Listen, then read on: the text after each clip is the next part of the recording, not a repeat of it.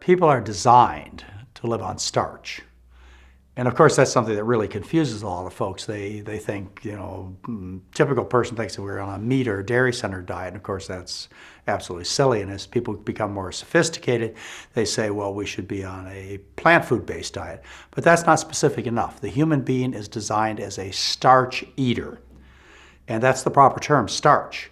And that's what people have to be focused on. Traditionally, think about it. People have lived on rice, like the Asians, or sweet potatoes like the people from New Guinea, or plain potatoes like the people in the Andes, Peru and Chile, corn for the Indians. It's been a starch-based diet. You need those calories. You have to have those high-calorie starches as the center of your meal plan. And then you add fruits and vegetables. In addition, people are tough. They can tolerate some rich foods, some delicacies. And so if folks want to have delicacies like eggs on Easter or turkey on Thanksgiving or candy on their birthday or Valentine's Day, I mean, the human body tolerates that, but that's not what supports good health. Well, my understanding of what people should eat is based on my early experiences as a doctor. I was a plantation doctor on the big island of Hawaii. I took care of people who worked on a sugar plantation. And these people had their origins in countries like Japan or the Philippines or China. And they learned a diet of rice and vegetables, and they brought it with them to Hawaii, and they continued the diet. And these were the first generation people. And they had kids, and they learned a little bit more about the American diet, and grandkids were fully Americanized in their eating. So I had a chance to observe these three generations of people. The first generation, living on rice primarily and vegetables, very little meat, no dairy, were always trim. They had no breast cancer, prostate cancer, colon cancer, no diabetes, no heart disease, active into their 80s and 90s. Their kids, who gave up some of this starch and vegetable eating, went into more of the animal products, more of the rich foods. They got a little fatter, a little sicker, and the grandkids were just as fat and just as sick as anybody that I had ever taken care of. So that was my introduction. That taught me that what I'd originally learned as an unhealthy diet, a diet without meat and dairy, was not true, because my healthiest people did not eat diets centered on meat and dairy. They ate diets centered on starch. And it also taught me that it wasn't inevitable that as you get older, you get fatter and sicker, because these people didn't. They maintained their good health and their activity into old age. It was because of their diet. I was raised in the Midwest, and the kind of diet that I ate was the typical American diet, maybe even a little worse than most people. My parents could afford to serve us all the eggs we wanted, all the white bread, all the steaks. I could drink a gallon of milk a day if I wanted, and I did. And we had, plenty of candy, a lot of junk around the house, and that was basically our diet because my parents didn't know any different. And so that's how I was raised. And of course, it was a difficult childhood. I suffered significantly because of that food.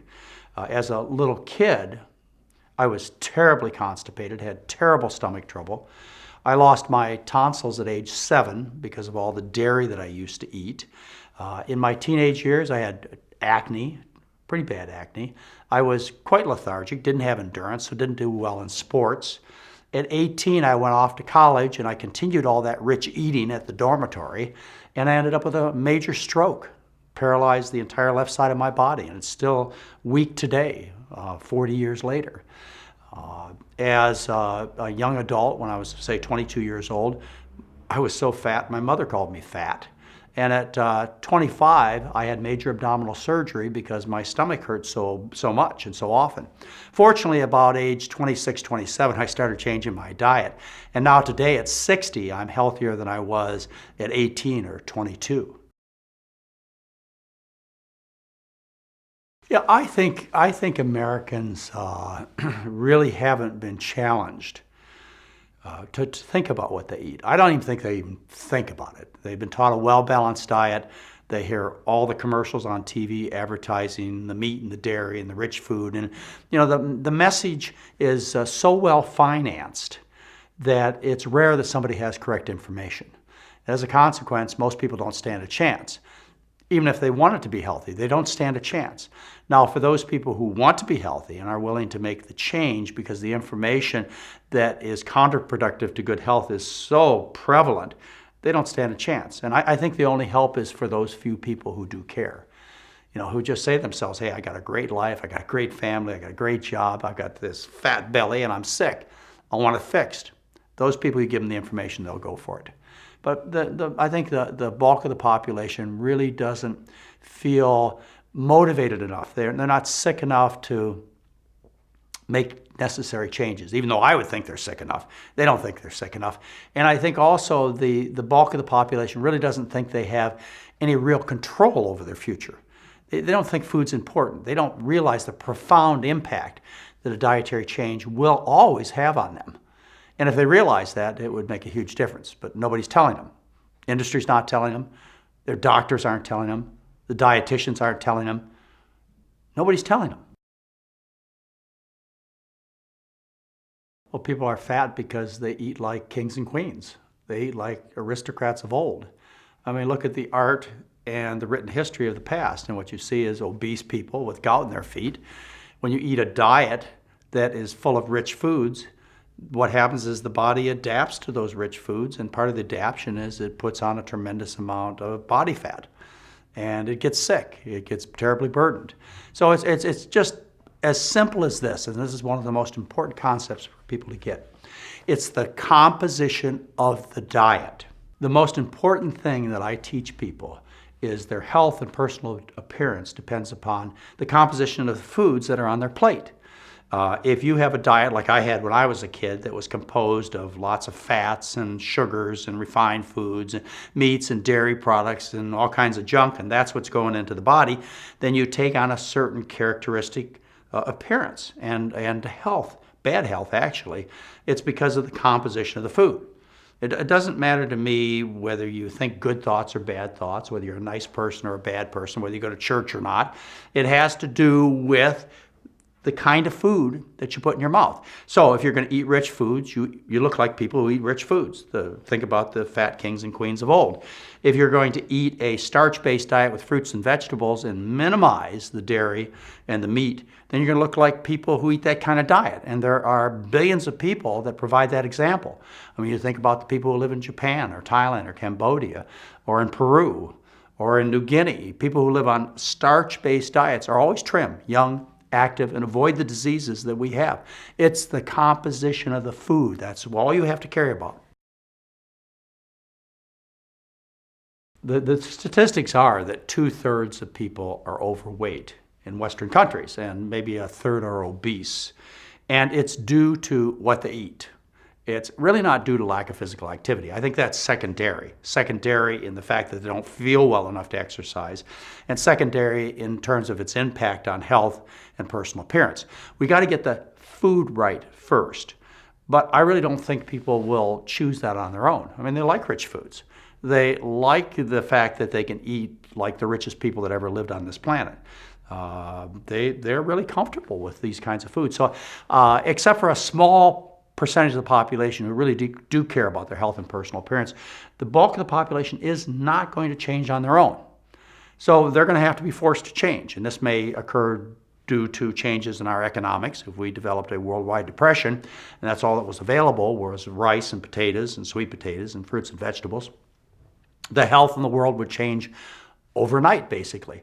Or if we had some forced rules that made people change. Like, for example, if insurance companies, like they do with smokers and alcoholics and drunk drivers, they say, hey, we're not going to insure you, or we're going to charge you a huge premium for your abusive behavior. Now, if that happened, and insurance companies made those kinds of rules, then people would pay attention. They'd change. It's money out of their pockets if they end up doing the wrong things. So insurance company says, okay, if you eat this rich Western diet and we can see it in your cholesterol and your blood pressure and your body weight, then you're going to be charged 3 times as much as somebody who doesn't. People will change. Or, it's possible that the government could decide that we need to make a big change in our country, in our population. I think that that's not unrealistic. If things got more desperate in this country, I think that there would be some government rules to change. I mean, after all, we live in a population of people that is so fat and so sick that we couldn't defend ourselves from an invading nation. It's unbelievable, the condition that we're in. We're basically defenseless because of our current health crisis. The human being is designed to live on starch with the addition of fruits and vegetables.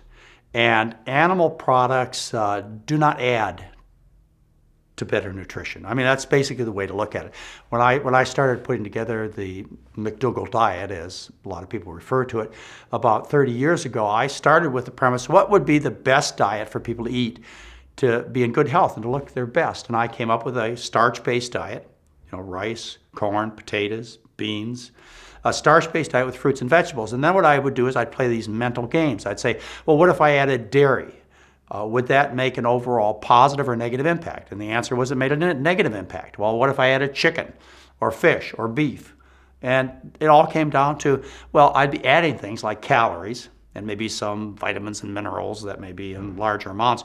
But the harm that I added by making that addition to the starch-based diet far outweighed any benefits. So the simple answer is that people not only do not need animal products to be healthy, if they consume them in significant amounts, they'll be sick, just like Westerners are. They're sick and fat. People are always telling me that they're going to be saved by their heredity, their good genetics. And they point out that grandma and grandpa, they live to be 85, 95 years old, eating bacon grease on their bread. And, that may be in part true. I mean, genetics are an important issue, but grandma and grandpa didn't live the same way that we do. I mean, pesticides and all these environmental chemicals only became an issue after World War II. And they ate out of their garden, and they worked hard all day long, and they spent time out in the sunshine, which is very important for good health. So it really isn't the same. And people, when they really look at the overall picture, they're not being saved by their genetics. And so I certainly wouldn't count on that. The issue of whether or not we should eat animals takes us along many different paths. The path I took was one as a doctor. I mean, I was interested in people's health. And what I saw is that people who relied upon animal flesh or animal byproducts like eggs and dairy products, they got fat and sick. And some of the reasons are identified easily by terms such as cholesterol and fat and lack of fiber and so on. But it's basically the wrong food for people is to eat animals. Now that's the original road that I took, but there are other issues too that have become even important to me, in fact, very important to me. There are issues such as the environment. And we're basically eating the earth to death by consuming all of this livestock, and this has got to change. And so I speak out vocally these days about the fact that you have to change your diet not only to save human health, but you have to change your diet to save the environment, and it's got to be done quickly. And then there's the issue of animal rights, which I can also sympathize with and give some very important credence to. So, yeah, it's wrong to eat animals, no matter how you look at it. I'm going to still emphasize the health issues and hope that inspires people. But to tell you the truth, I really think the change is going to come because people realize how much destruction they're doing to the planet by their behaviors. The U.S. healthcare system is a system based on profit.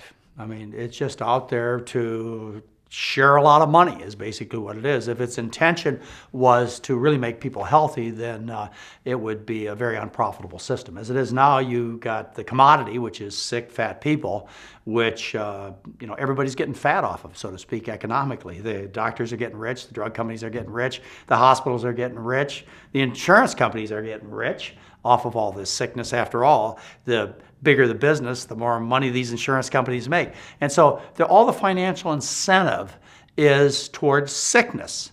Now, we could change all that, and that would take some really strong manipulation of the rules. We could punish insurance companies and doctors for sickness. We could make it such a system where a doctor would be paid upon the patients being healthier. We almost had that. It was called capitation. It went by its way about 10 years ago, but under the capitated system, the doctor got a certain amount of money to spend on the patients. And what was left over, the doctor got to keep it. And so it was really to the doctor's advantage to keep the patients healthy. It never got around to that, but it could and it should. So if you change the financial incentives in our healthcare system so that good health, good function, and a good diet were the rewards, then we'd see a change in our health overnight. I have to say that what I've learned what I've developed, what I present is not original in any way. I mean, I stand on the shoulders of many great people. And they go back as far as Daniel in the Bible, who practiced the McDougall 10-day program and reported it 2,005 or 3,500 years ago. There are some more recent people that have made a great influence on me, like Russell Henry Chittenden, who was the head of Yale's Department of Biochemistry for 30 years. He knew basically everything that I knew, that I know now, over 100 years ago. And there was Walter Kempner, who went to Duke University and taught the rice diet. He essentially published everything I talk about by 1953. Nathan Pritikin made it very popular, a near-vegetarian starch-based diet.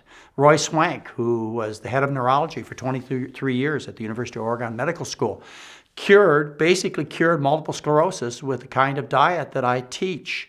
So there are many folks whose shoulders I stand on and who I rely upon to tell this message. And I love to tell their stories. Sometimes I get asked about what I've made as far as a contribution to what goes on here in terms of good health and knowledge about diet and medicine. And I have to say I've made very little original contribution, but I'll tell you what I did bring to the table that nobody else has done, and that's Mary. You know, Mary, my wife, my partner for 35 years, is an absolute genius in the kitchen. She's a very humble person. She would never express this to you. But what she's done is taking something that in most people's minds is impractical and made it not only practical but enjoyable. In fact, the best meal plan that there is. None of my heroes, none of my mentors had a Mary. You know, Walter Kempner didn't even have a wife. I don't know who Russell Henry Chittenden lived with, and I knew Roy Swank's at least two of his wives, and none of them brought the contribution to their practice that Mary has brought to mine. So I'd have to say when it goes down in history as far as where the difference in the McDougall diet lies, it's in the fact that I was very fortunate to end up with the right partner in life. You know, I've been at this now for almost 35 years. And when I originally discovered the things that I discovered 35 years ago, I went to my chief of medicine. I was a resident in internal medicine. And I said that 80% of the problems that I treat are caused by diet, and most of them would be cured if we changed people's diet. And of course, he got upset with me. I thought it would be just a matter of months, if not years, that everybody else would discover this and the whole world would change. That was 35 years ago. I don't see things as any better. For the bulk of the population, what I see is there are a certain group of people who have taken advantage of this information and made changes. It's just like with cigarette smoking. Intelligent people who have high levels of self-worth don't smoke. Who smokes are teenage girls and blue-collar workers. You know, it's the same thing with other abuses that people do in life, is that those who really get a bang on life, who really enjoy life, who want the most out of it, they pick up this good information about habits and diet, and they put it in their life, and it changes everything. So, you know, my realistic belief is that we're only going to get to a small segment of the population. And it is important that we get to these people. You know, I consider myself one of these people, and I think our audience is that kind of person. You want to have a better life, and so you want this information.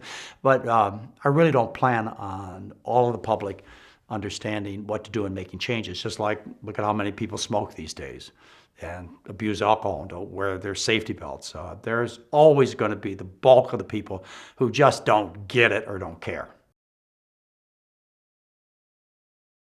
I think the most important thing for people to understand is they have an opportunity, once they have information, they have an opportunity to have a much, much better life.